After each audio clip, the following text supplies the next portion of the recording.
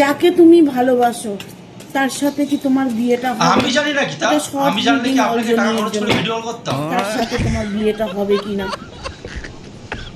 হ্যাঁ, তার সাথে বিয়েটা কোনো গার্জিয়ান লেভেলে চলে গেছে।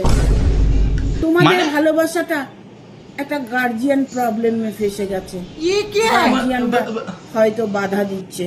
হ্যাঁ, গার্জিয়ানরা তো বাধা দেবেই, উত্তর পেটে কি আর ঘি হজম হয়? গার্জিয়ানরা তোমাকে মেনে নিতে চাইছে না, তাই তোমার ভালোবাসা মানুষটা মুখ ঘুরিয়ে।